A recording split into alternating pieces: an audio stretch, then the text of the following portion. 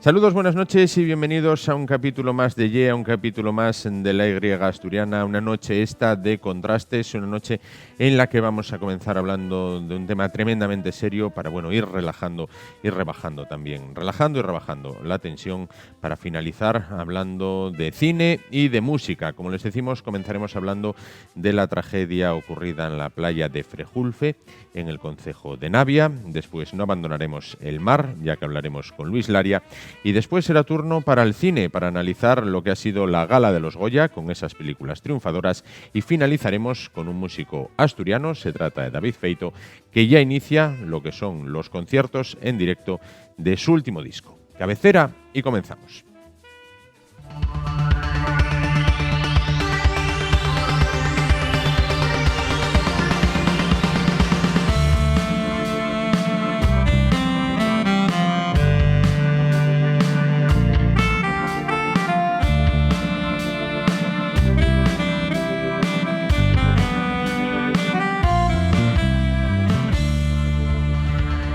Asturias y los asturianos viven consternados desde hace unos días después de la tragedia ocurrida en la playa de Frejulfe, en Navia, donde una ola arrebató literalmente de los brazos a un bebé de 20 meses, de los brazos de su abuelo, cuando paseaban por la playa ambos, abuelo y nieto, en compañía del padre del pequeño. Hasta ahora las labores de búsqueda del niño se han intensificado, se han ampliado a más franja costera, tocando otros concejos. Sin embargo, por ahora el resultado es negativo.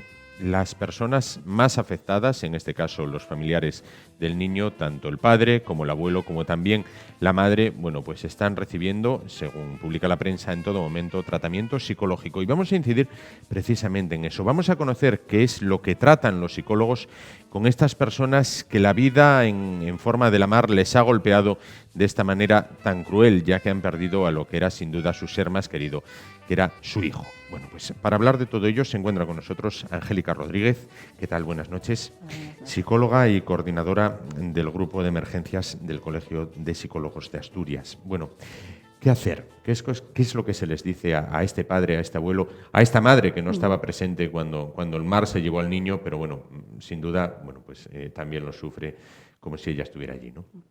Cuando te activan para un caso de este tipo, gracias a Dios no es muy común, generalmente la intervención psicológica siempre tiene una base común casi a todos, ¿no? Lo que hacemos no es tanto decir, sino escuchar.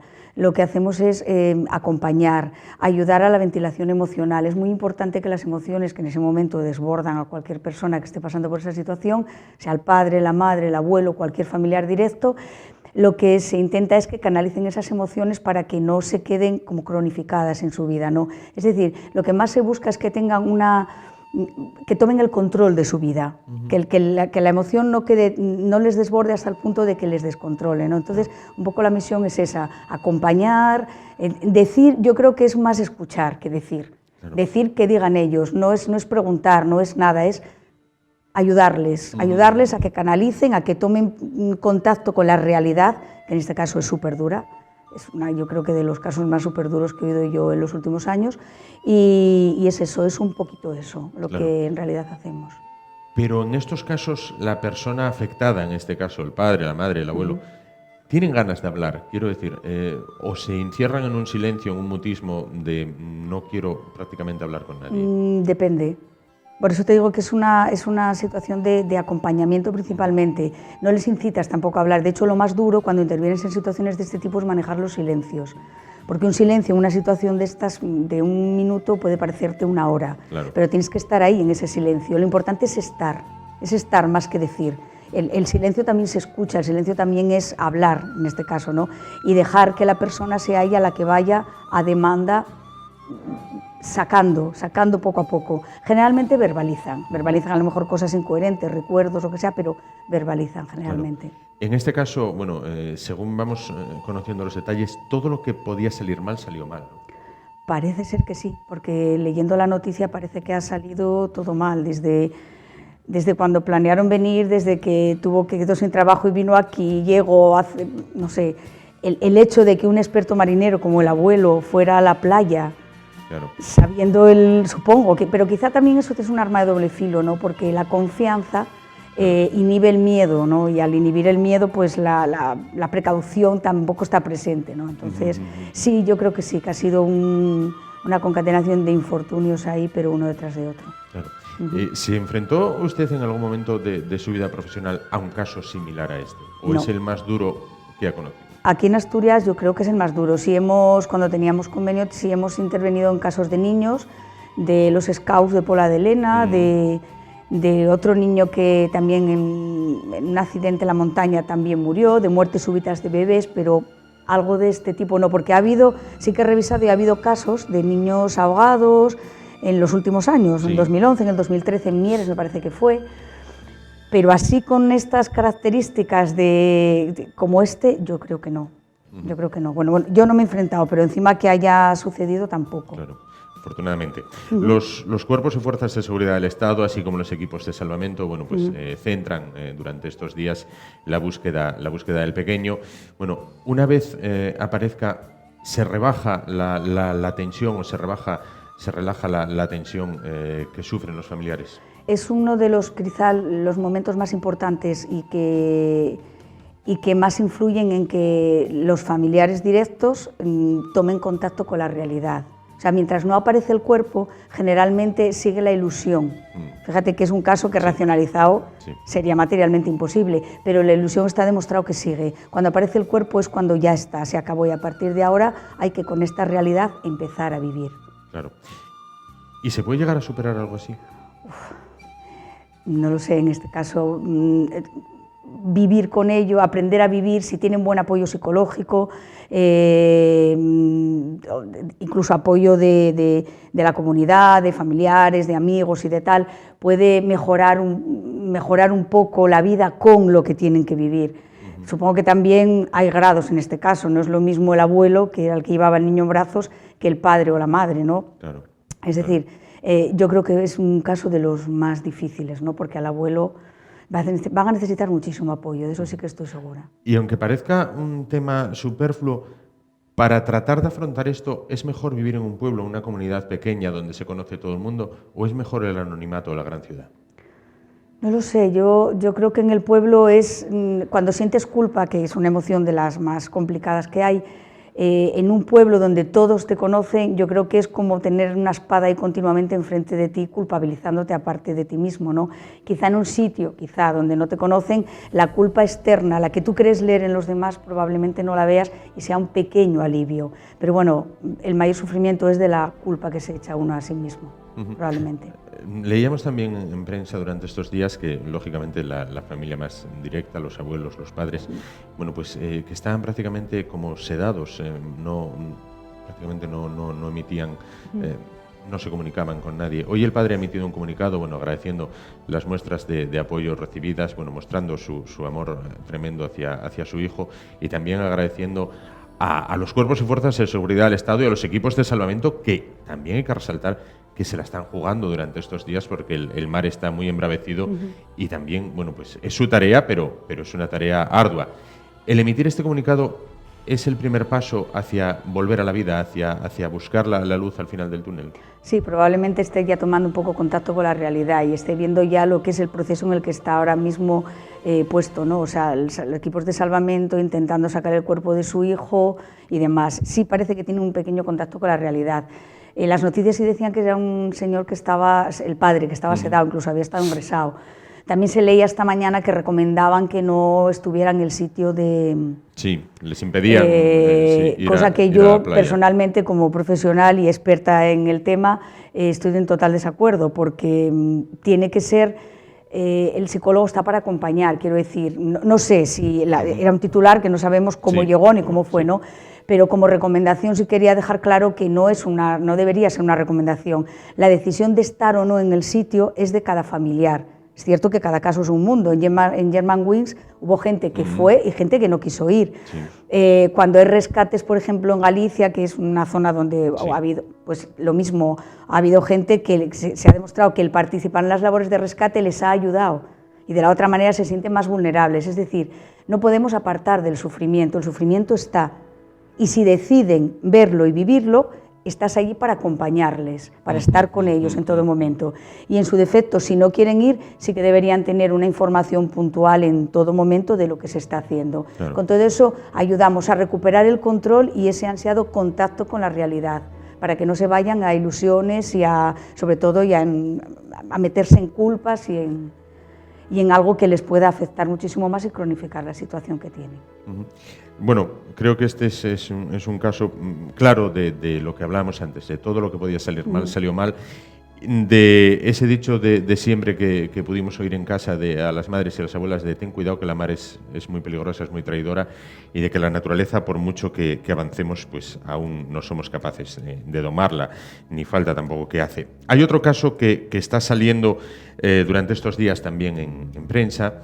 Se trata del Madrid Arena. Se inicia el juicio del Madrid Arena. También queríamos tocarlo con usted, ya que aquí se da otra perspectiva distinta. En este caso son chicas cuyas amigas fallecieron, bueno, en esa avalancha de personas que se produjo en aquel desastre, y ellas, digamos que en algún caso se sienten culpables porque murió la amiga que tenían al lado y ellas vivieron. Es un caso que también se repite muchas veces cuando se leen documentales o cuando se ven documentales o se leen libros sobre el Holocausto, de personas que se sienten culpables de haber sobrevivido a una matanza o a un exterminio como ese, cuando la persona que estaba a su lado en el tren o todas las personas del tren murieron. ¿Por qué hay ese sentimiento de culpa de la persona que sobrevive? Generalmente yo creo que es parte de no saber manejar una pérdida tan importante y una situación crítica tan importante, o de una llamada, quizá no es muy adecuado el vocablo, pero solidaridad malentendida. Es decir, yo merecía que me pasara lo mismo que a ella, la pérdida esa no la sé manejar, no puedo con ella, y la única manera que sé, si yo me hubiera ido con ella, no estaría intentando ahora vivir toda esta situación que no puedo manejar y que no puedo dominar, ¿no? Es un poco eso, una solidaridad, entre comillas, malentendida, y como que yo tendría que estar en el mismo lugar que estaba. Si estoy en el mismo lugar, ¿por qué uno y otro no? Hace que tú te sientas, yo no diría como culpable, yo diría como todo lo contrario, fíjate, como que ¿por qué merezco yo este privilegio y la otra persona no? Yo creo que es precisamente eso, el no saber canalizar toda la situación, canalizar las emociones, no haberlas gestionado, y pasa en muchos ámbitos, ¿no? En cualquier caso donde uno muere y el otro no, generalmente es porque he tenido yo esta suerte y la otra persona no, ¿no? Claro. Y si hubo un vínculo muy fuerte con la persona que ha muerto, es decir, si ha muerto una gran amiga tuya, con la que has tenido mucho vínculo de apego, pues es como más favorable probablemente sentirse que haber muerto sí. Como la amiga, ¿no? Más o menos yo creo que claro. que puede ser por tema emocional. Claro. Por otra parte, estas chicas del Madrid Arena lo tienen más fácil de superar, ¿no? Que lo pueda tener esta familia de Navia. No hay un grado de parentesco, además son jóvenes, tienen toda la vida por delante, ¿no? Sí. Y es una situación que además ha estado, yo creo que han tenido bastante apoyo, han tenido mucho apoyo, y siempre que haya un apoyo para poder gestionar una situación de este tipo, y luego es una situación, entre comillas, más entendible, quiero decir, avalanchas han existido, son situaciones un poco más que no han dependido 100% de ti, claro. No ha dependido 100% de ti, entonces con un buen apoyo probablemente, bueno, casi fijo que hayan tenido. Sí es cierto que ahora el juicio y todo eso lo que va a hacer es exacerbar síntomas que estaban claro. un poco ahí claro. dormidos, ¿no? Pero bueno, de otra manera yo creo que sí, que lo pueden llevar mejor. Hablábamos con usted cuando se produjeron los brutales atentados yihadistas de París, bueno, y le hacía una pregunta que voy a hacérsela ahora otra vez. Bueno, ¿y cómo llega a casa la psicóloga que trata con esta familia de Navia? ¿Cómo sale de aquella casa, se monta en su coche y dice, bueno, mira, salgo ahora de Navia, vivo en Oviedo, en Gijón, en Avilés? ¿Cómo va ese trayecto en coche? ¿Qué va pensando una persona? Probablemente vaya ventilando precisamente sus emociones, porque la situación traumática también la está viviendo, ¿no? Entonces irá, supongo que tendremos habilidades, ¿no? Para ventilar las emociones, pues supongo que llorará muchísimo, supongo que canalizará también la ira por otro lado. Sí es cierto que por la distancia también las gestionas de otra manera, ¿no? Por la distancia emocional con la situación, pero las emociones las tienes que ventilar. Date cuenta que están contenidas mucho tiempo, porque tú tienes, en el momento que estás en una situación de ese tipo, tú sales de ti para entrar a empatizar con la otra persona, estás con la otra persona, claro. No te permites a ti sentir. Cuando ya no estás es cuando, si tus emociones que han estado un poco ocultas no le has hecho caso, salen fuera, y entonces a partir de ahí es cuando tienes que manejarlas, pues llorarán, harán... ¿El llorar libera en estos casos? Sí, el llorar es un catalizador importante, por ejemplo, de la tristeza, ¿no? Es un catalizador súper importante, hace que la emoción no te desborde, ¿no? Al llorar como que la modula un poquito, sí, claro. Ventila, es una manera de ventilación emocional. Claro. Y entonces eso, hombre, también es cierto que cuando hay intervenciones de este tipo, lo suyo sería hacer sesiones de debriefing, de la gente que interviene, entre sí mismos hacer todos una ventilación emocional, sacando allí unos con otros y dándose feedback. Eso sería lo ideal, que la persona no ventilara sola. Pero bueno. Por otro lado, hemos ganado en sensibilidad con el paso de las generaciones. Quiero decir, antes, pues, tragedias, afortunadamente tragedias como esta, nos han dado muchas en Asturias. Sin embargo, bien, si cogemos la historia, pues seguro que a lo largo de los siglos sí hubo. Y ahora, sin embargo, somos más sensibles a estos sufrimientos que podíamos ser antes. Yo no creo que sea una cuestión tampoco de sensibilidad. Creo que es algo que siempre ha sido. Es un tema mediático, es decir, el tema antes se sabía cuando se sabía. Claro. Ahora mismo, pues desde que sucedió, yo me enteré, yo no sé a qué hora fue, pero yo creo que me enteré como una hora después. Más, se dijo que la madre se enteró posteriormente a los medios de comunicación, en este caso, otra cosa a tener muy en cuenta. Me enteré, pues eso, a las 5 de la tarde. Hasta ahora es todo noticias. Entonces, todo eso va sensibilizándote cada vez más, te hace meterte más en la situación, te hace quizá empatizar más, ¿no? Yo creo que es más una cuestión mediática. Cualquier medio que habla del niño eso. De hecho, yo he hablado con colegas, o me han llamado colegas de otras, coordinadores de otras comunidades autónomas preguntándome por el caso. Es decir, claro. El que sea mediático influye en la sensibilidad de la gente, creo. Sin duda, son dos casos, ambos muy mediáticos, tanto como el caso del pequeño Inran, el chico, el niño que murió a manos de su padrastro, presuntamente a manos de su padrastro, en un caso que también, hoy la Fiscalía pues pedía 33 años de cárcel tanto para la madre como para el compañero sentimental de la madre. Bueno, son casos que nos quedan ahí y que nos revuelven la conciencia, pero bueno, que la vida sigue y que hay que superarlos, ¿no? Poquito a poco, me imagino. Sí. Esa es no sé si la suerte, entre comillas, ¿no? Que tenemos que seguir avanzando, que tenemos que seguir caminando y que hay que aprender a vivir con todo esto, con lo que te influye más directamente o indirectamente, ¿no? Porque de todas las maneras yo creo que casi todos estamos un poco tocados cuando hay noticias de este tipo. Entonces no nos queda más que digerir y seguir, intentar ayudar en la medida que podamos y poquita cosa más. Y ser muy respetuosos con noticias de este tipo y juzgar mínimo. Mira, este es un caso, y ya por finalizar, es un caso en que yo creo que se puede juzgar muy fácilmente, el caso del niño de Navia. Yo creo que deberíamos obviar un poco esa parte, o sea, nadie hace nada intencionadamente, evidentemente, entonces bastante sufrimiento tiene, bastante culpa, bastante todo para que los demás juzguemos. Pero yo creo que a cualquiera que le comentes el tema, lo primero que dice es... Entonces, sí que tendríamos que tender en estos casos, este o cualquier otro que sea, a intentar no juzgar. Es una manera de ayudar probablemente a que la gente también canalice muchísimo mejor las cosas, sobre todo ahora que con las redes sociales es muy fácil exponerse a ello, ¿no? Entonces, sería eso una recomendación, intentar no juzgar. Ese es el mayor apoyo que podemos hacer el resto de la población. Sin duda, pues Angélica Rodríguez, psicóloga y coordinadora de emergencias del Colegio de Psicólogos de Asturias. Muchísimas gracias por estar con nosotros, pues abordando estos casos tan tristes, pero que forman parte de la actualidad diaria de nuestra región. Muchísimas gracias. Muchas gracias. Y nosotros nos vamos a continuación a publicidad, pero después vamos a continuar hablando del mar y lo vamos a hacer de la mano de Luis Laria, del CEPESMA. Hasta ahora.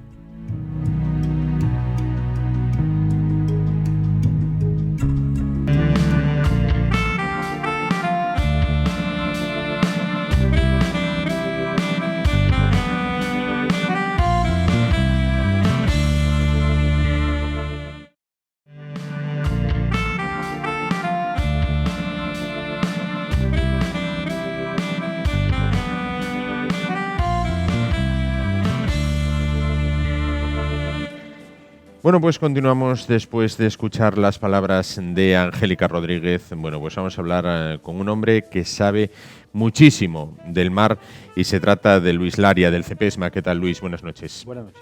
Decía yo, sabes muchísimo del mar, pero al mar sobre todo respeto, ¿no?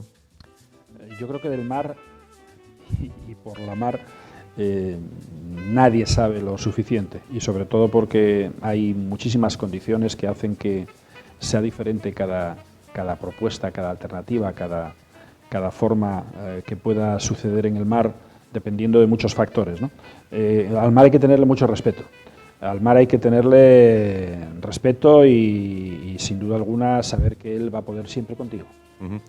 Conoces perfectamente la playa de Frejulfe, sí, donde lamentablemente ocurrió esta desgracia. Bueno, ¿cómo podrías calificar la playa de Frejulfe? La playa de Frejulfe yo no la consideraría como una playa peligrosa. La considero como una playa de respeto. Y es una playa de respeto porque hay veces que puede ser bastante compleja. Cualquier playa de Asturias, salvo aquellas que puedan considerarse playas interiores o que estén muy abrigadas a determinadas corrientes, etc., todas las playas hay que tenerles precaución, sobre todo si no las conocemos. O sea, si vamos a una playa que no conocemos, automáticamente tenemos que pensar que vamos a ir a un mundo hostil. El agua, en cualquiera de las condiciones, para el ser humano es un mundo hostil, en el que tenemos que superar con creces muchas problemáticas que se nos pueden presentar. El mero hecho de que estemos en una playa, aunque el agua la vemos en buenas condiciones, etcétera, eso no quiere decir que bajo, digamos que en el fondo, pues que pueda estar actuando el mar de la misma manera.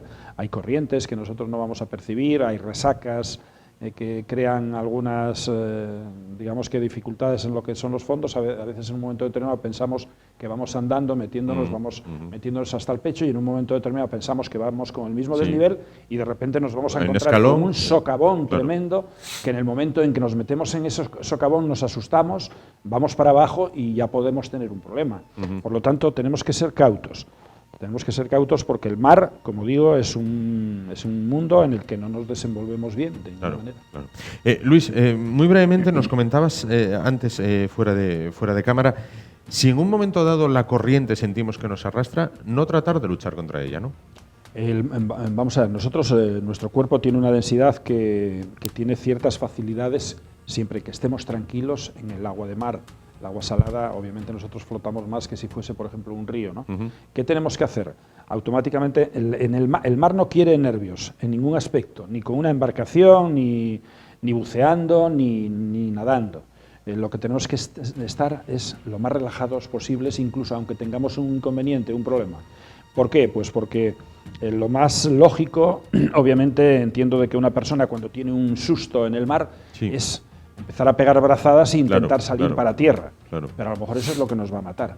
Nos va a matar porque nos vamos a agotar ante una situación de una corriente, de una resaca que nos está sacando hacia afuera, y que lo que tendríamos que hacer sería aguantarnos con una respiración lo más ampliamente posible en superficie y dejarnos ir hasta donde nos lleve. Vale más que nos saque a una milla de distancia. Si es en el invierno es un problema, porque una milla, y si tardan 2 horas en localizarnos, pues podemos tener una hipotermia seria, etcétera. Pero generalmente el 90% de los casos que se da cuando tenemos un problema en el mar, estamos viendo que es cuando nos estamos bañando, ¿no? Estamos hablando a lo mejor pues verano, etcétera, y entonces ahí, si nos saca aunque sea 1 milla o 2 millas, vale más mantener la calma y dejarnos ir por la corriente, porque después, poco a poco, ya buscaremos nosotros la alternativa de ir acercándonos. Y obviamente, si desaparece un bañista, bien sea por una razón o por otra del entorno de la playa, siempre se va a intentar rescatar, bien sea por un medio o por otro. Por lo tanto, el mar lo que quiere es que seamos tranquilos y que no perdamos la calma, porque perder la calma es multiplicar la necesidad respiratoria, nos vamos a tragar más agua y vamos a agotarnos, ¿no? Sí. Por otro lado, para finalizar con este tema, antes de abordar el tema que hoy teníamos previsto, este accidente ocurrido en Navia ha habido más accidentes similares en Asturias, ¿no? Sí, esto, aunque mucha gente se ceba en buscar responsabilidades, creo que nadie está libre de una circunstancia de estas características en el mar, igual que cuando estamos conduciendo en carretera, podemos tener un accidente y matar a 4 personas, y realmente todos en algún momento hemos cometido errores. Por lo tanto, aquí lo que tenemos que pensar es en el bienestar, entre comillas, de la familia en este momento y olvidarnos de quién fue culpable o no. Eso a mí me parece totalmente denigrante, que estemos juzgando o prejuzgando una actuación cuando realmente existe una tragedia que es un accidente. Llamémoslo como quiera, sí, pero es un accidente. Es en el mar, igual que puede ser en la montaña o puede ser en nuestra casa, porque pues miramos para atrás bajando una escalera y llevamos un niño y nos matamos los dos. Bueno, accidentes serios en cuanto a problemas en el mar, y yo conozco alguno, y además me tocó precisamente fue uno de los más graves que se dieron en Asturias, y fue la muerte de 7 niñas de un colegio de Zamora en la playa de San Lorenzo, en Gijón. 7 niñas ¿En qué año? Pues me parece, no estoy ahora seguro porque ahora mismo no lo recuerdo, pero posiblemente hubiera sido por el 83 o 84. ¿Y qué fue lo que ocurrió? Pues que venían encantadas, posiblemente incluso niñas que no se habrían bañado nunca en el mar. El autobús las dejó allí cerca de la playa, cerca de la zona de precisamente lo que es el acceso del Parque Isabel la Católica. Era un colegio de monjas, y pues iban unas 30 y tantas, y se fueron a meter al agua pues la mitad. Claro. Se metieron en el agua y bueno, pues iban todas un poco juntas, y de repente pues al ir se estaban bañando, pero de repente ¿qué ocurrió? Pues que dejaron de hacer pie, se encontraron con esas resacas que forman esas pozas, que son un problema serio si no tenemos paciencia y tranquilidad, y se ahogaron 7. Se ahogaron 7 niñas ellos. Para mí yo recuerdo aquellos momentos y recuerdo aquella etapa, y fue un golpe muy, muy, muy serio. Y además niñas que seguro que no habrían conocido el mar. Claro. O sea, que venían a lo mejor por primera vez. Porque estamos hablando de una etapa completamente diferente a la de hoy, ¿no? El mar es traicionero, pero tenemos que, como digo, la máxima es siempre, precaución, pero sobre todo la calma. La calma. Claro. En el mar vamos a flotar mucho más de lo que pensamos. Una persona que no sepa nadar, si no se pusiese nerviosa en el mar, no se ahogaría. Claro. Salvo que esté, pues con mucha ropa de lana, pero si estamos con un traje de baño o con un neopreno, obviamente casi es imposible ahogarse. Los problemas cuando tienes un traje de bucear son los golpes que puedes recibir contra una roca, etcétera. Pero si te estás bañando con un bañador, que no tenga ropa y que eso se empape y te cree peso, si te estás bañando, y aunque no sepas nadar, si tienes paciencia, si tienes relajación, estás en la superficie del agua y es imposible que vayas para el fondo. El problema es que tú te pones nervioso, empiezas a darte cuenta de que no es tu mundo y crees que te vas a ir para el fondo, empiezas a respirar fuerza, te agotas, tragas agua y vas para abajo. Claro. Luis, vamos a hablar del tema que teníamos previsto, que era las consecuencias, muchos años más tarde, del Prestige en la costa asturiana. Aún se deja notar, vamos a ver en un momento unas imágenes del tristemente célebre Prestige. ¿Aún se dejan notar esas consecuencias en el litoral asturiano? Yo estoy completamente seguro de que sí, a pesar de que no veamos lo que denominamos las galletas del fuel oil, ¿no? Que no veamos el galipote, que no veamos por ahí el chapapote, que también se denominaba así, aunque aquí en Asturias es galipote, siempre fue galipote. El chapapote es más de la idea gallega. Este ave que estamos viendo ahí, o todas estas especies que realmente padecieron, digamos que una circunstancia tremendamente siniestra, muchas de ellas han disminuido las poblaciones de una forma alarmante. Por ejemplo, estábamos hablando el otro día del arao, por ejemplo, en la península ibérica ha desaparecido, estamos hablando del arao autóctono, colonias que existían en la península ibérica y que han desaparecido desde los daños del Prestige. Pero aunque nosotros hoy vayamos a una playa o vayamos a un acantilado, vamos a ir a un pedrero y no vamos a ver el fuel oil, que todavía se ve en algún sitio, todavía, por ejemplo, la playa de Barallo podemos ver todavía donde está fijado allí ya casi podríamos decir que fosilizado, ¿no? Como muestra de aquella etapa. Lo que sí es cierto es que hay especies que han disminuido de una forma alarmante. Y tal es así que desde el Prestige se puede hablar de un antes y un después, por ejemplo, en cuanto a las aves marinas. ¿Alguna razón existe? Las aves marinas sufren más consecuencias de falta de alimentación y de recursos desde la etapa del Prestige a la anterior. Sí. Obviamente, bueno, pues el mar poco a poco va teniendo la condición de limpieza, de regeneración, etcétera, pero son procesos tremendamente lentos después de un dramático momento como el que se vivió con 70 y pico mil toneladas de residuo pues liberado por el buque, que además no solamente representó un problema medioambiental, sino un problema económico. Sí. Un problema económico porque además, digamos que se dilató en el tiempo, pues digamos que una circunstancia de negatividad turística, ¿no? Sí. Al igual que había mucha gente que iba a ver los daños en la época en la que existían los daños, aquel verano y los 2 veranos siguientes pues fueron un problema importante a nivel de captación turística. Claro. Dentro de todo lo que muchas personas consideran que se hizo mal en la gestión del naufragio o del hundimiento del Prestige, ¿luego hubo partes que se hicieron bien en la recuperación de la costa y las especies o también hay que apuntarlo en el debe? No, no se hizo bien absolutamente nada. No se hizo bien absolutamente nada porque fue una estrategia política para contentar a la sociedad, queriendo lavar la imagen más que lavar el mar.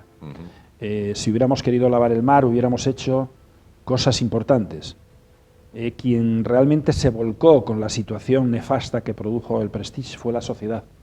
Fueron los miles y miles de voluntarios que incluso sin guantes, sin ningún tipo de protección, eran capaces de arrancar con sus manos el fuel oil que estaba en las charcas de los pedreros y en las arenas, porque estaban viendo la dramática situación que vivían muchísimas especies. Estamos hablando de que, por ejemplo, aquí, por el Parque de la Vida, por lo que era el Centro de Recuperación de Cepesma, por lo que es hoy el Parque de la Vida, pasaron del orden de unos 2.800 aves. De esas 2.800 aves, muchas de ellas se tendrían que haber incluso eutanasiado, para no tenerlas sufriendo 2 o 3 o 4 días, sabiendo que se iban a morir.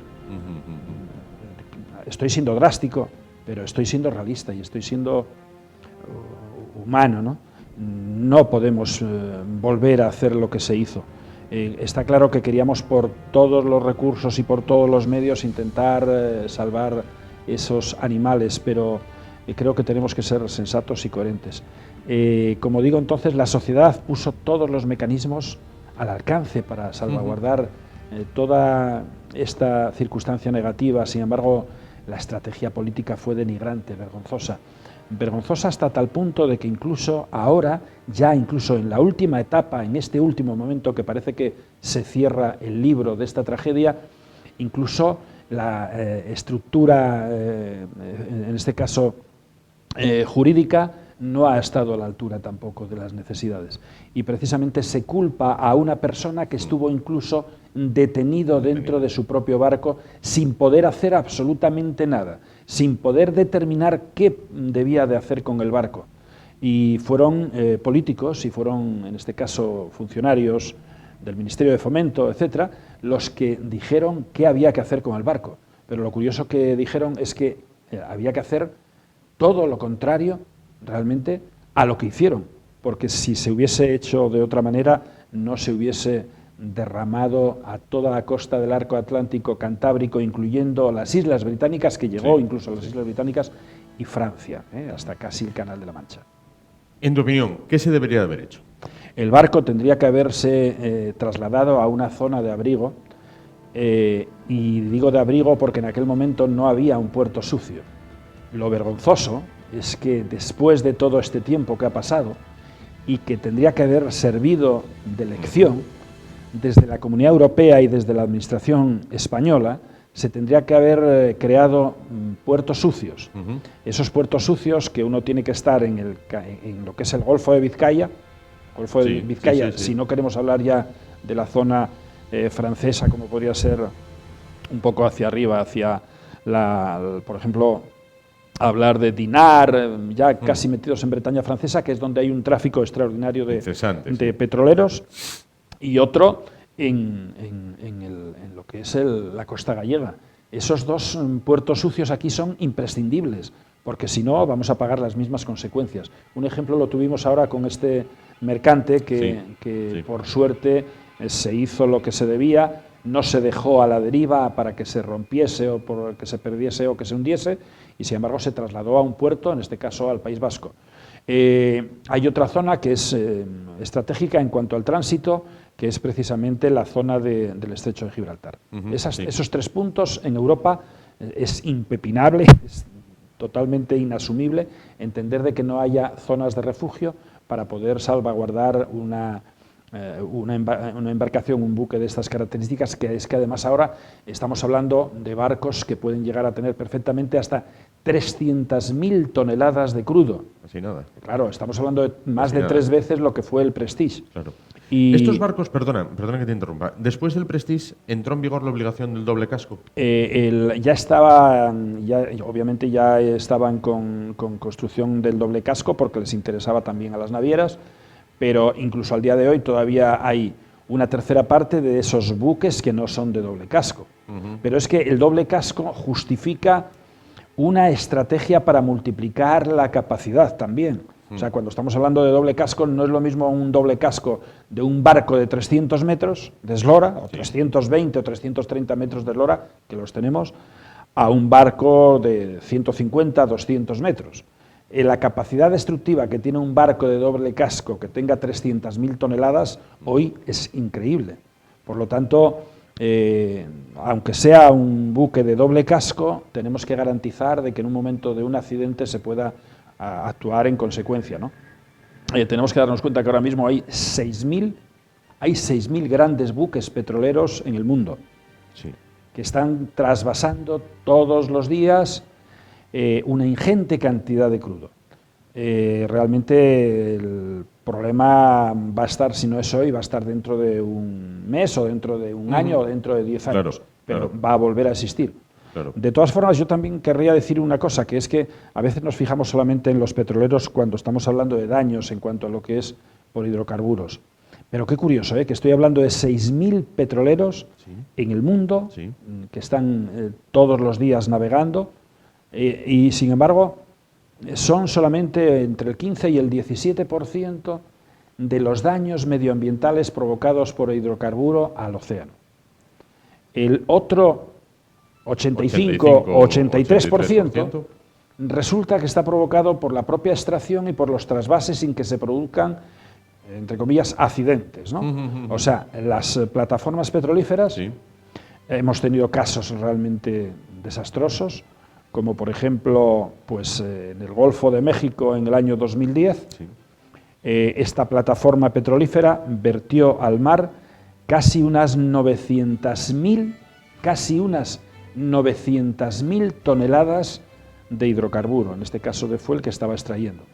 Pero estuvo además durante más de 4 meses emitiendo del orden de 5,5 millones de barriles. Estamos hablando de barbaridades, ¿no? Estamos hablando de que el mar puede, o yo diría pudo hasta un momento, con todas estas tragedias que le estábamos abocando a sufrir, pero que ahora mismo no, ahora lo va a escupir y lo está escupiendo. Estamos pagando consecuencias sin duda alguna de ello. Claro. Luis, el mar está agotándose, está cansado, digamos, de nosotros, se muestra con toda virulencia y, para finalizar, estas tormentas, nos decías, estos temporales van a ir a más. Estábamos hablando de la playa de Frejulfe. La playa de Frejulfe tenía asentamientos dunares, había una zona de un talud que supuestamente tendría más de 300 años. Hace 2 años, al igual que en otras zonas, también con esos asentamientos similares en cuanto a, digamos que 300 años, el mar las arrasó. O sea, en 300 años no había llegado nunca allí, se había ido sedimentando y formando.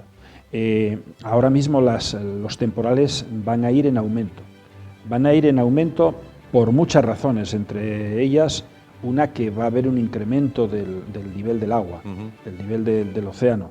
Ahora mismo incluso las barrenas, todo lo que son las murallas que tenemos en la Antártida, por ejemplo, y que son las que están soportando la presión de los glaciares.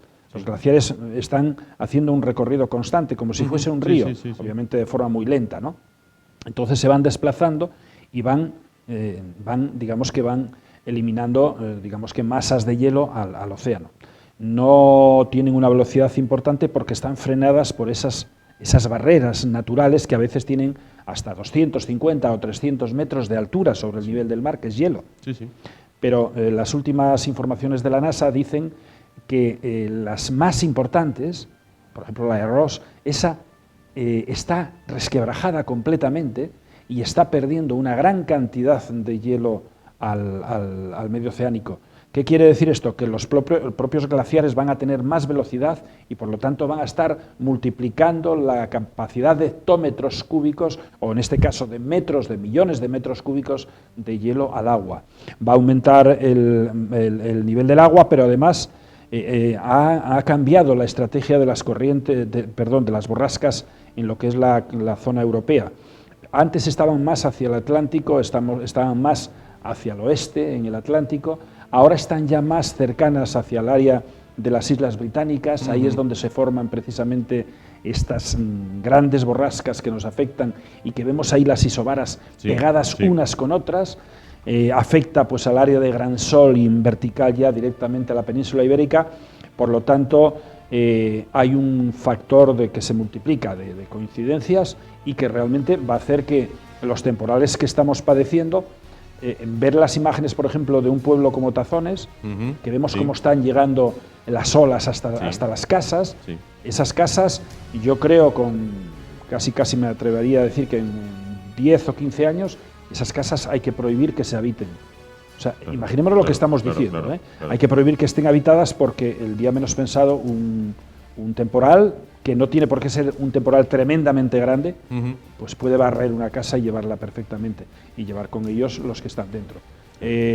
Creo que en unos 15 o 20 años los temporales van a ser de una virulencia y de una acción tan sumamente potente hacia lo que es el litoral, que hoy aparentemente podría salvaguardarse, que creo que no se va a soportar. De hecho, imágenes que tenemos y que se está haciendo pues un poco, digamos que una planificación, se habla de que en 75 años posiblemente, por ejemplo, lo que es el Cerro de Santa Catalina, lo que es el propio Ayuntamiento de Gijón, estaría en una isla.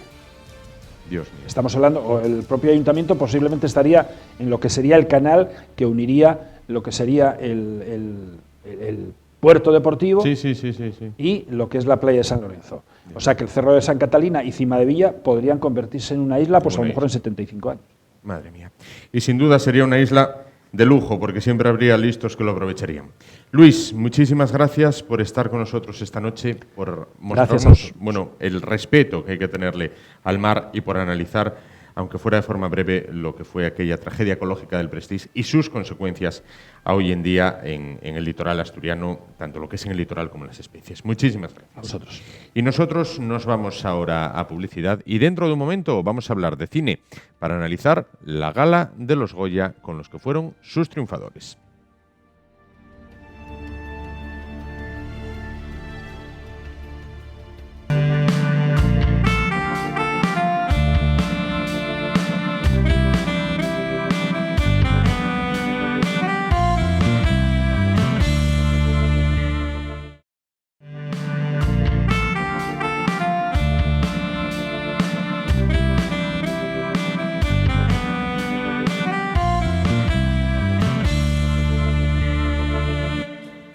Cambiamos totalmente de asunto, lo decíamos antes de la publicidad, vamos a hablar de cine y para hablar de cine en esta casa hay que dar la bienvenida a Ismael Juárez. ¿Qué tal? Buenas noches. Bueno, pues vamos a hablar de cine español, en este caso, de la gala de los premios Goya, que se ha celebrado recientemente y además la han visto muchísimos españoles, supongo que estarías entre ellos. Así es. bueno, como todo el mundo ha visto, ¿no? Polémica, como siempre. Claro. ¿Qué te pareció? Lo primero vamos a comenzar por la gala en sí. ¿Qué te pareció? Pues, bueno, como ya digo, bueno, es que la gala de los Goya al final resulta tan polémica que se acaba hablando más de la propia gala que de las propias películas.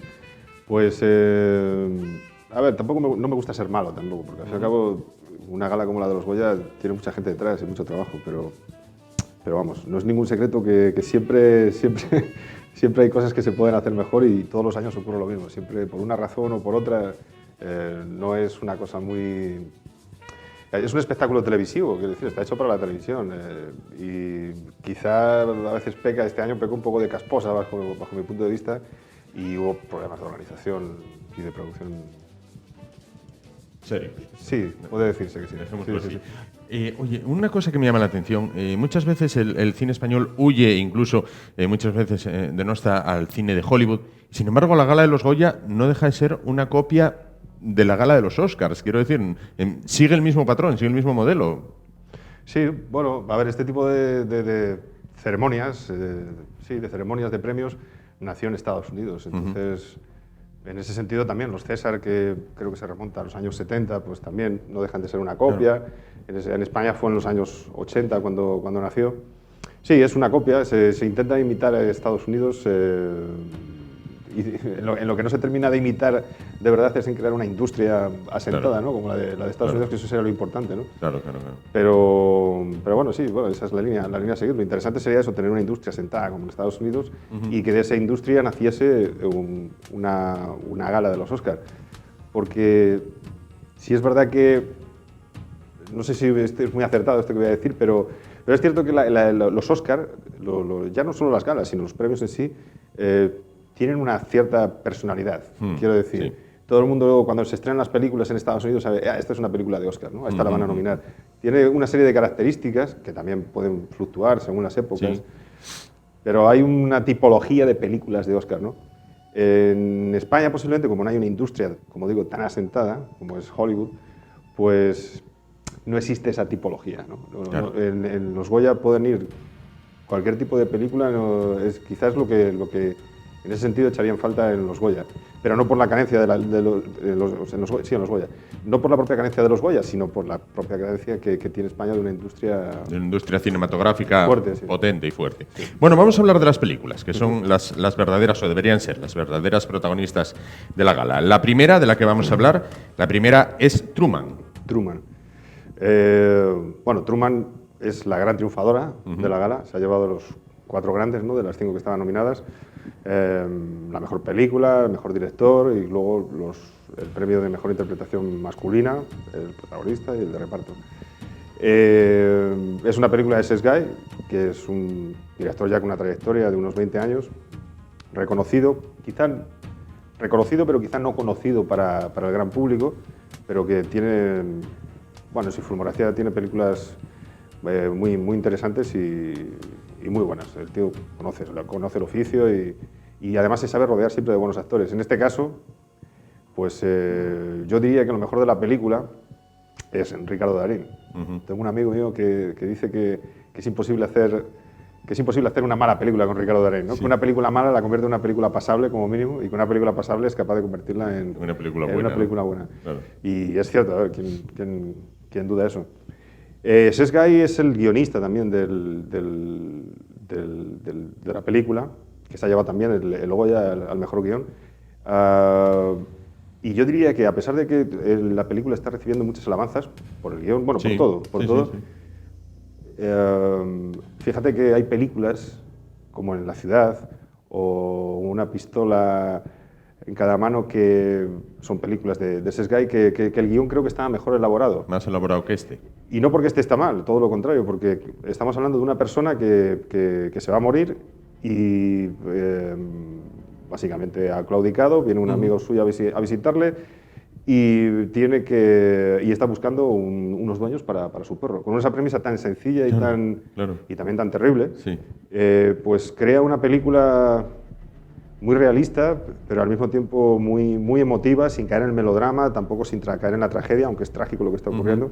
De hecho, podría decirse un canto a la vida, en muchos sentidos, ¿no? Pero bueno, sin caer en en aspavientos ni forzar las situaciones.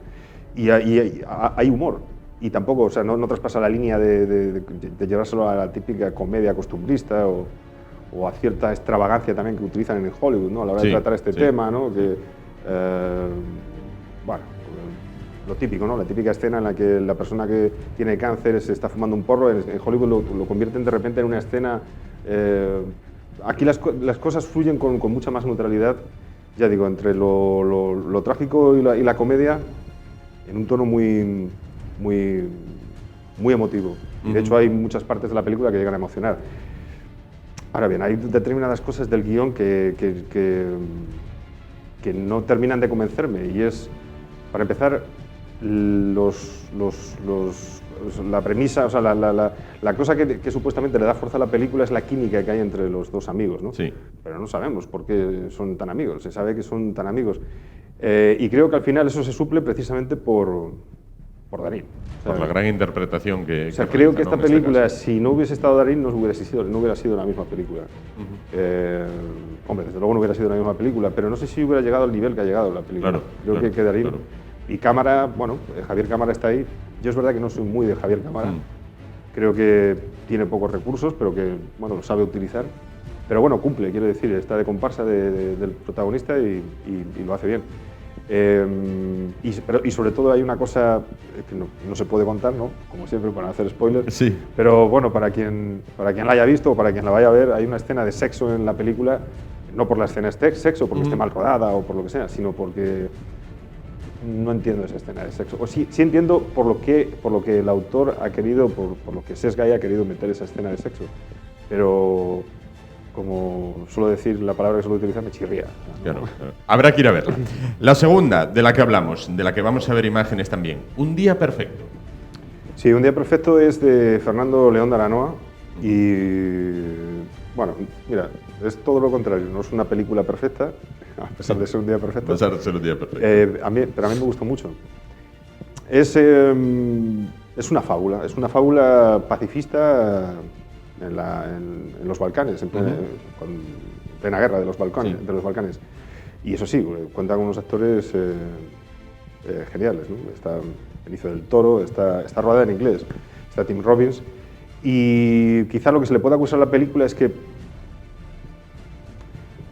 no es una película de autor al uso, como nos tiene acostumbrados Fernando León de Aranoa, pero tampoco entra a ser una película de género. Y a pesar de que yo creo que es una de las grandes virtudes de la película, que no es maniquea, que no es panfletaria, que a veces sí es verdad que eso se le puede acusar un poco a Fernando León de Aranoa, que él dirige al público, ¿no?, hacia un mensaje claro que quiere decirte y por el que normalmente se le aplaude. Pero bueno, eso puede ser una virtud, pero también puede ser algo criticable, vaya. En esta película no, en esta película, ya digo, no entra ni en una cosa ni entra en otra, y por otra parte sabe manejar muy bien. Él es bueno haciendo diálogos siempre, en todas las películas, ¿no? En Barrio, en Los lunes al sol, ¿no? Que es como yo creo que su mejor película hasta la fecha.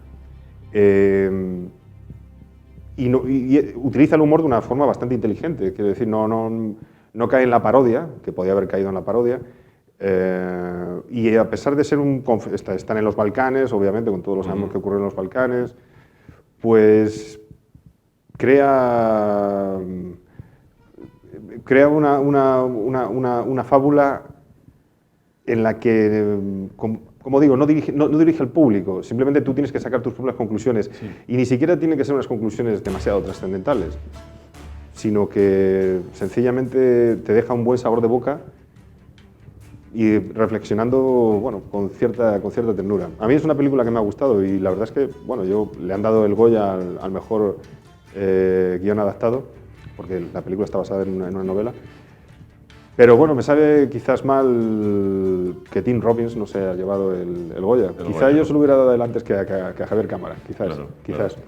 Pero bueno, yo sí creo que es una película que le puede gustar a mucha gente, y aunque no es la mejor película de Fernando León de Aranoa, y seguro que no era la mejor película de los Goya, pero vaya, yo la recomiendo. Bien. La tercera, A cambio de nada. A cambio de nada. A cambio de nada es la ópera prima de Daniel Goodman, un actor que es conocido principalmente por, bueno, ha hecho bastantes películas, bueno, bastantes sí, tiene cierto recorrido, pero es principalmente conocido por la televisión. Hizo del personaje de Roberto en Aquí no hay quien viva, en la serie Aquí no hay quien viva. Sí. Era el dibujante que estaba con María Gámez. Sí.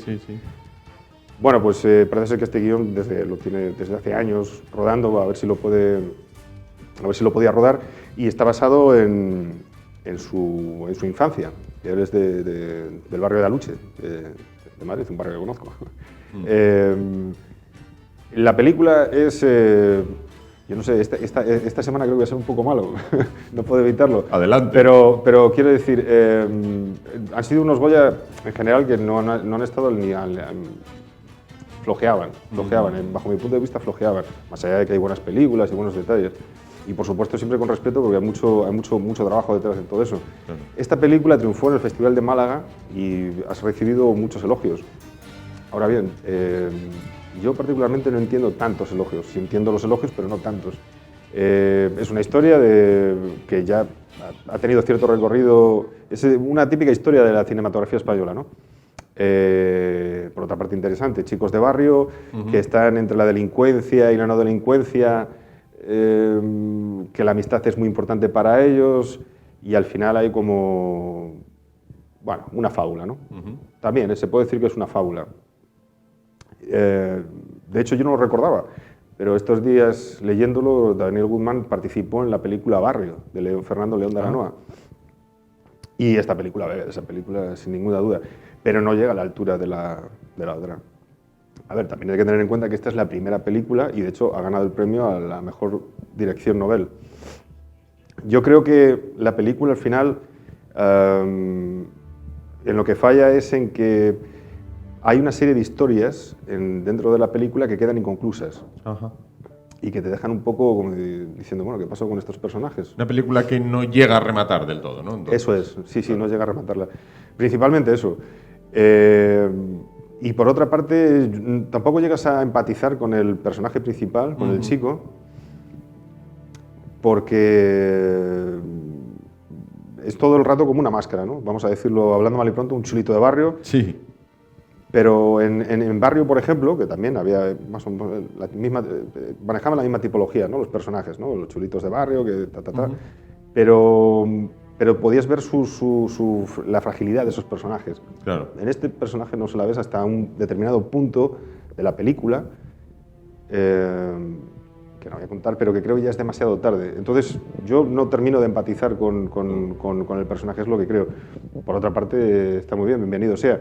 Creo que es como un tema muy manido, ¿no? Ya digo, los chicos de barrio, luego eso, una lectura social, claro, y dando mucha importancia, y luego eso sí, concluye la película de una forma tierna, o sea, una película interesante, pero tampoco me parece que, tampoco llego a entender por qué le han dado tanto bombo y platillo a esta película. Bueno, vamos con la cuarta, en este caso mejor película europea, a cargo de Mustang. Mustang. El catarro se deja notar también. Sí, esta semana.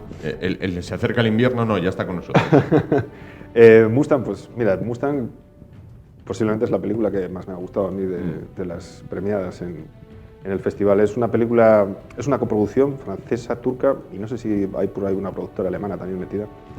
La directora, que no sé pronunciar muy bien su nombre, es Denise Goodman. Ya digo, no sé muy bien cómo se pronuncia. Bueno, ella es turca, nació en Turquía, pero se ha creado en Francia. Con muy corta edad fue para allá. Y es una película que, hablando de referencias, siempre que hablamos de referencias, sí, pues bebe de Vírgenes Suicidas, la primera película de Sofía Coppola, e incluso podría decir de la Casa de Bernarda Alba, de García Lorca. Con esto ya creo que ya he dicho un poco de la película, ¿no? En mi ánimo de no dar spoilers. Pero bueno, sí se puede decir que se trata de unas niñas chicas que van entre los 12 y 16 años, que son hermanas, y que, bueno, al principio de la película ellas no lo saben, nosotros tampoco, pero lo vamos a saber muy pronto, que su infancia ha terminado, porque termina la clase y empiezan a jugar con unos chicos, una de ellas se sube a los hombros del chico y eso provoca un escándalo en el pueblo. Entonces la familia, además es una familia, vamos a decir, desestructurada, bueno, familia las quiere casar. Sí. Y entonces la película está muy bien porque este tipo de historias se pueden ir hacia lo trágico, hacia lo trágico muy trágico, ¿no? Sí. Vamos a decir Bernarda Alba, Sí. Vírgenes Suicidas, o también se puede ir hacia otro tipo de películas más americanas, más de Hollywood, en las que enfatizas la rebeldía, ¿no?, de las chicas contra Sí. el mundo opresor. Y lo cierto es que la actriz también, su primera película, su ópera prima, pues mantiene un equilibrio con todo eso, además maneja el humor sin caer en sin caer en la parodia, Sí, por sin supuesto, caer en- porque además sí. hay cosas fuertes en la película. Y además lo curioso de la película, lo que me sorprende es que, de igual forma que en la casa de Bernarda Alba, en Vírgenes Suicidas, es un ambiente claustrofóbico, oscuro. Yo cuando pienso en las películas pienso en el color negro, ¿no? Sí, es cierto. Aquí es todo lo contrario, es tal vez porque es Turquía, y es verdad que es el norte de Turquía, una aldea al norte de Turquía, lejos de Estambul. Lo cierto es que hay mucha luz y las chicas son muy frescas. O sea, el corazón de la película son las chicas, que son amateurs, bueno, amateurs. Es su primer trabajo, ya digo, son niñas, chicas, y lo hacen muy bien, tanto desde el punto de vista, es lo que han resaltado además la mayor parte de los críticos, tanto desde el punto de vista personal como desde el punto de vista colectivo. Hay una personalidad de grupo y hay una personalidad de cada actriz. También eso tiene mucho que ver con el guión, Claro. cómo está escrito el guión. De cualquier forma, es una película muy recomendable, y que quizás también está nominada para los Oscar, pero ha tenido la mala suerte de que está El hijo de Saúl, que ya hablamos hace unas semanas de Hablamos, y sí. posiblemente se lo lleve El hijo de Saúl, pero es una película que ha triunfado en Europa, también en España ahora, y que yo recomendaría, sí. Vamos con la quinta, en este caso se trata de El corredor, mejor corto de ficción. Eso es. Bueno, he querido hablar del mejor corto, porque normalmente no se habla de los cortos. Y lo cierto es que España es el país europeo que más cortos produce. Tal vez por esa falta de industria asentada que sí existe en Francia o que, por supuesto, existe en Estados Unidos. Pues en España tal vez la gente se tiene que buscar la vida y acaba haciendo cortos por no poder hacer largometrajes. Entonces, sí me parece importante resaltar los cortos. El nivel no ha estado como otros años. Aún así, el corto es de Montesinos y es... a Montesinos se le recuerda, seguramente que toda la gente le recordará, quizá no a él, pero sí a este corto que voy a mencionar, que es de hace unos 7, 8 años, que rula por las redes sociales, todavía está rulando, sobre un actor que entra en un autobús. Nadie sabe que es un actor. Sí. Está hablando en un autobús y bueno, empieza a contar, empieza a hablar con su mujer. Sí. Lo cierto es que al final no existe mujer, el hombre está en paro y emociona a todo el mundo porque básicamente lo que ha hecho es una interpretación melodramática de una supuesta conversación. Bueno, pues para pedir dinero. Claro. Es una película que acabo de hacer un pedazo de spoiler, o sea, acabo de contar toda la película, la acabo de destrozar, pero fue muy famoso por este cortometraje y seguro que mucha gente lo ha visto, porque yo digo que está hasta por las redes sociales. Mira, no lo vi, me lo apunto para verlo. No lo vi, lo apunto para El peso de este cortometraje que he mencionado está en el actor, cuyo nombre no recuerdo ahora, y es el mismo que del corredor. Sí. En este caso hay dos actores, pero bueno, el peso está en este actor. Sí que no es un cortometraje redondo, no es el mejor cortometraje del mundo, pero bueno, está bien situado, tiene el mismo estilo que el otro, el estilo de Montesinos de todos sus cortometrajes, y también bueno, bebe de esta tendencia que también existe en España en los cortometrajes, que puede ser no discutible, pero bueno, sencillamente sí hay una idiosincrasia, podemos decir, en España a la hora de hacer cortometrajes, y es la sorpresa final, ¿no? Claro. Los cortometrajes españoles, la mayoría de ellos es o bien una situación engañosa que al final se destapa, y hay un contraste al final, o bien sí. un giro de guión en el último minuto o en el último segundo en el que busca que el espectador, pues eso, sí, y quede impactado, ¿no? Que quizá a lo mejor es la pata coja del cortometrajista español, que siempre tira por ese camino cuando hay otros caminos. Pero bueno, por otra parte, el cortometraje está bien, sin ser lo mejor de Montesinos, sin ser posiblemente lo mejor de los últimos años, pero bueno, siempre está bien, como digo, reivindicar este tipo de premios porque hay muchos cortometrajistas en España, muchos, y no tienen visibilidad, no suelen tener visibilidad. Claro. Vamos con la última, vamos de manera muy rápida porque ya nos apuran con el tiempo. Palmeras en la nieve, basada en un libro, creo recordar, de Luz Gabás. Sí. Bueno, quizás la del reparto más comercial, ¿no? Sí, bueno, la hemos incluido por eso, porque, bueno, de hecho se ha llevado dos premios menores, dirección artística y dirección, y mejor canción. Y, bueno, por un lado es para reivindicar la dirección artística, que siempre se considera un premio menor, pero que es muy importante en las películas y que, bueno, es un trabajo fantástico, que se lo ha llevado Antonio Laguna, que el año pasado ya estuvo nominado por El Niño, y que ha llevado premios con Zelda 211 hace unos años. Bueno, tiene un cierto recorrido con producciones importantes en España. A mí hay gente que critica que, bueno, Palmeras en la nieve, ¿no? Lo cierto es que a mí me parece que es una cosa buena que se hagan este tipo de películas, más allá de que a mí me gusten o no me gusten. Pero creo que es importante que se haga esto porque este tipo de películas, ya sé que esto puede ser discutible, pero creo que crean industria. Completamente de acuerdo. Completamente de acuerdo. Son películas de género. Además, el guionista es Sergio G. Sánchez, asturiano, de aquí, de Oviedo, hasta donde yo sé. Y creo que hace un buen trabajo de guión, un típico trabajo de guión de épica, muy de Hollywood, y que claro, implica una inversión de dinero. Estamos hablando de localizaciones en Colombia, en Canarias, en Huesca. Y una puesta en escena increíble. Yo creo que este tipo de películas son buenas por eso, porque crean industria y bueno, más allá de que la temática pueda gustar o no gustar, este tipo de temática lleva a gente a los cines. Claro. A la gente le gustan las películas épicas, le gustan las historias de amor y es bueno que haya este tipo de cine. No hay que ponerse demasiado cultureta, que a veces en ocasiones pecamos de culturetas. Por otra parte, he criticado otras películas como Truman, a esta la tengo que criticar y simplemente diré que, bueno, en la parte actoral, pues quiero decir, Mario Casas es un chico que lo hace bien, tiene su público, es cierto que lleva gente al cine, pero él, y entiendo que mucha gente de su generación, tiene un problema a la hora de vocalizar. Sí, es verdad. Y a veces ni siquiera le llevo a entender bien. Y en este caso creo que el plantel femenino lo hace bastante mejor que el plantel masculino. Pero bueno, por otra parte creo que me parece positivo eso, que la nominen, que le den visibilidad, que la gente vaya a los cines y luego eso sí, que no se lleven los premios importantes, porque quizá no sería justo.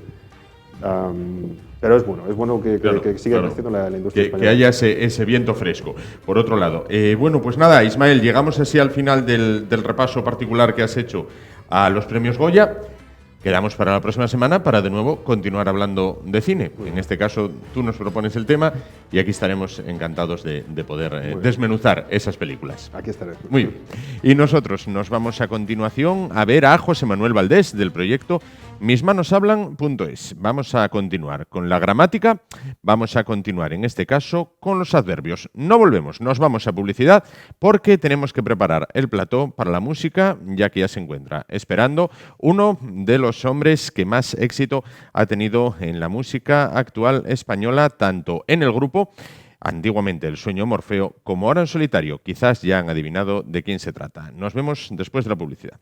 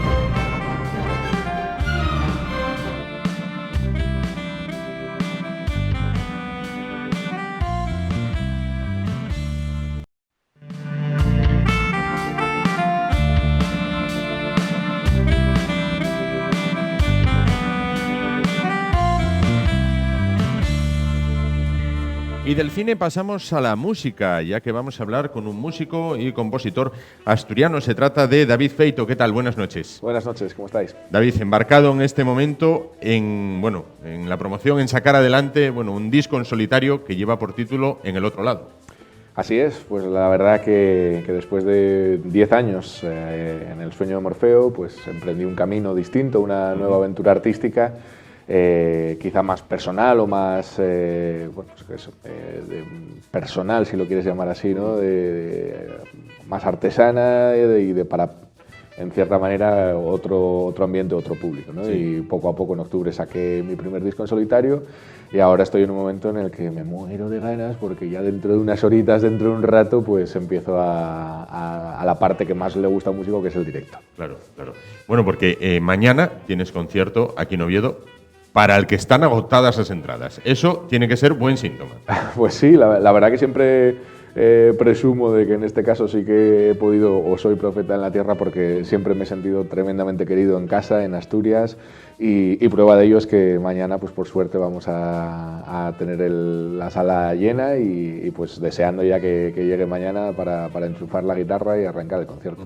Hay quien puede decir, bueno, oye, es de aquí llena, pero en Madrid, que es el siguiente concierto, las cosas van muy bien y Madrid en esto para vosotros es un termómetro. Si en Madrid la cosa va bien, puede ir bien en toda España, ¿no? Bueno, hombre, hay que también ser un poco conscientes de que estamos hablando de aforos pequeños, pero sabiendo y siendo muy consciente de que es un proyecto que empieza, y yo en ese sentido me siento como el mayor principiante, que de verdad empiezo de cero, y ser todo eso, como te decía antes, tan personal. Cada vez que recibes una gratificación, por pequeña que sea, pues te supone una alegría tremenda. Y sí, efectivamente, pues en Madrid la cosa va bastante bien de entradas, y cuando te dicen que en tu ciudad pues tienes el apoyo, pues evidentemente la felicidad es máxima.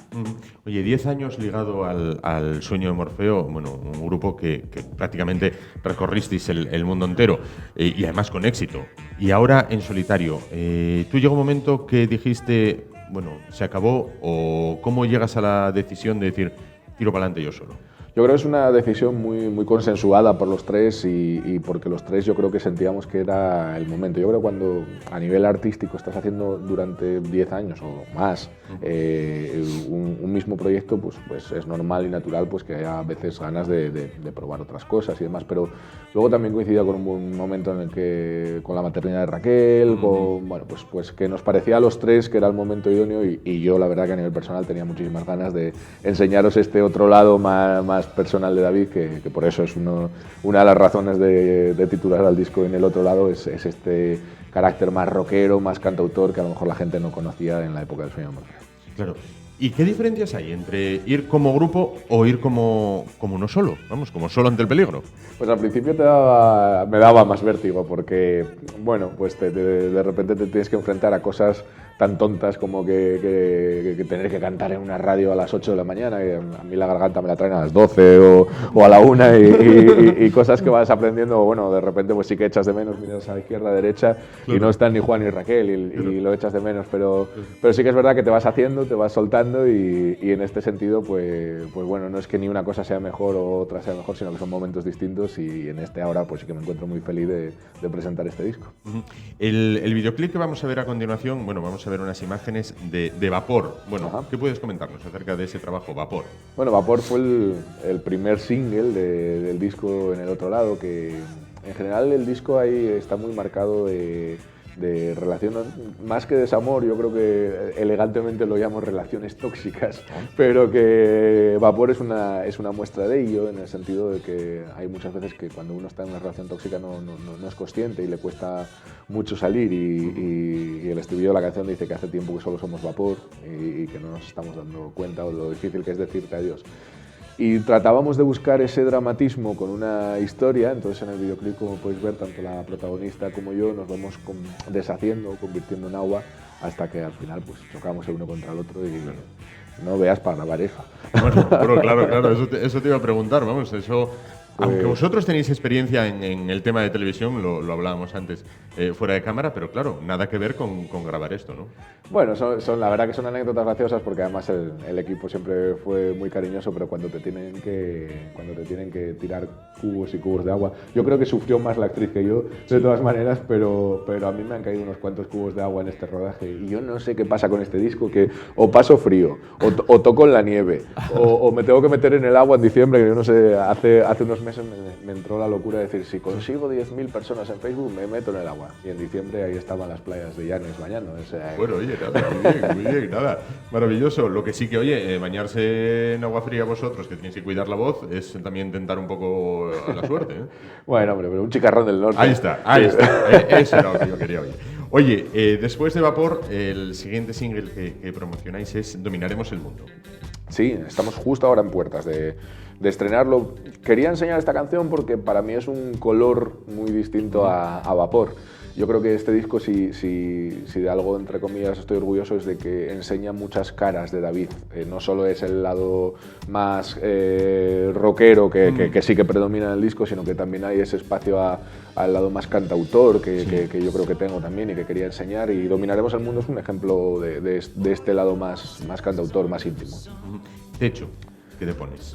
Techo, no me he puesto un techo en la vida. No hay techo, claro. No, el techo lo marca la ilusión, y la ilusión yo creo que es algo que va implícito, porque hoy en día para sacar un disco yo creo que hay que tener una mezcla entre mucha pasión y estar un poco loco. Y yo creo que tengo bastante de las dos en ese sentido, y no, al contrario, me siento muy agradecido, muy agradecido, muy con los pies en la tierra de haber disfrutado y vivido durante muchos años muchas cosas inexplicables de lo bonitas que son, y eso me sirve como gasolina constante cada vez que ahora, por ejemplo, pues oye, hay que reconocer que hay cosas que no son tan fáciles como en otras ocasiones, ¿no? Pero ya te digo que voy con los tanques de gasolina a tope y la ilusión desbordada. Oye, ¿y para los músicos es más fácil llegar o es más fácil mantenerse? Estamos en un momento, yo muchas veces pienso que la música, como cualquier arte, es moda, ¿no? Y evoluciona. No puedes estar haciendo 25 años, lo normal no es que puedas estar 25 años haciendo lo mismo, porque igual que hoy se llevan los pantalones de pitillo, mañana se llevarán de campana o al revés, ¿no? Entonces estamos en un momento que es francamente complicado, la música más pop, rock, mainstream, como se le conoce técnicamente, ¿no? Y sin embargo, pues evidentemente todas estas tendencias más independientes están en un momento en el que están creciendo. ¿Qué es más fácil, llegar o mantenerse? Desde luego lo que sí sé es que los vehículos que había antes de que te fichaba una discográfica, yo creo que cada vez existe en puntualísimos casos. Yo creo que ahora hay, gracias a Dios, todos tenemos un entre comillas, arma, que es la red social, y que eso hace que sea todo más equitativo, ¿no? Más, y bueno, pues no hay fórmula mágica más allá de las canciones que llegan a la gente. Oye, yo siempre quise preguntar esto a alguien que fuera músico conocido o actor. Oye, ¿qué se siente cuando, por ejemplo, en tu caso, hay chicas en Badajoz que llevan tu foto en la carpeta? Pues eso solo tienes que preguntar a un músico actor, pero a mí, yo a mí no. Bueno, esto tiene que ser, vamos, y digo Badajoz como digo Teruel o como digo Almería, ¿eh? ¿Qué va? Mira, te soy franco y sincero en este sentido. Yo nunca jamás me he sentido al contrario, porque yo creo que soy una persona que vive de la música, pero con todo lo que de ello conlleva y lo feliz que me hace. Pero yo nunca me he considerado un tío famoso para nada, o sea, al contrario, yo creo que además en nuestro caso, que cuando más repercusión tuvimos con El Sueño de Morfeo, quien lo sufre más es Raquel y demás, ¿no? Yo siempre he vivido muy tranquilo y al contrario, cuando alguien se acerca, por lo general es alabar tu trabajo, pues ¿qué vas a hacer? Darle 2 besos, una foto, un abrazo, darle las gracias y que ojalá le guste lo que hago durante muchos años. Claro. Yo, mira, lamentablemente creo que nunca voy a pasar por esa experiencia de que alguien en Badajoz lleve la foto en la carpeta, pero bueno, yo creo que, a ver si en Coyoto quizás o por ahí, bien, pudiera ser el tema. Oye, también te quería decir, tema de la música en Asturias, los músicos, ¿cómo lo tenéis en Asturias? ¿Aquí se puede triunfar o hay que ir a Madrid, Barcelona?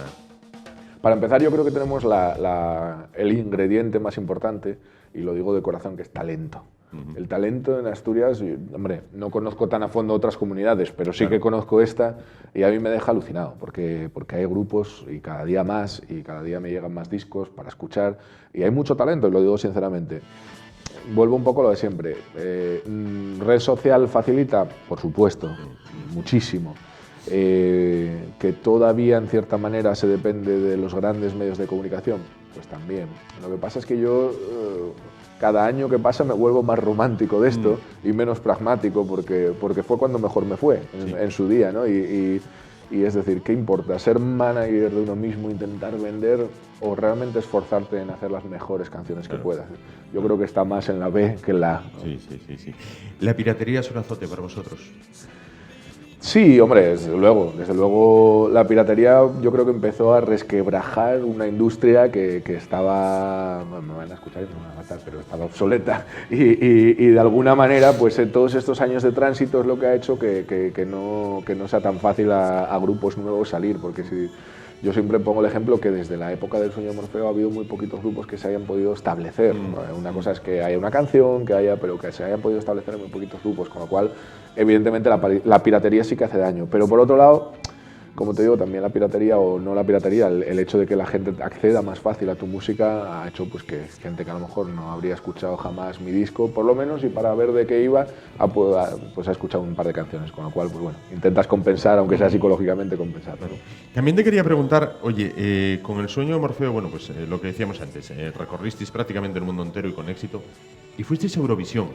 Quería preguntarte cómo es la experiencia de Eurovisión, no ya en tanto en cuanto de sacar X puntos o no sacar, sino, bueno, pues todo lo que vimos años y años desde casa, cada vez menos yo creo que se ve Eurovisión, ¿no? Ya no hay aquello de vota Francia, Francia seguro que no nos da nada, Inglaterra nada, bueno, Italia sí, Italia seguro que nos cae algo. Bueno, ¿cómo es esa experiencia, estar en Eurovisión? Bueno, pues la verdad que lo único que puedo decir es que es una experiencia increíble y que a pesar de que en su día el resultado no fue todo lo bonito que queríamos nosotros, pero es un trabajo muy intenso durante muchos meses, 6, 8 meses a diario, Eurovisión, que entre comillas también te la juegas en 3 minutos. Claro.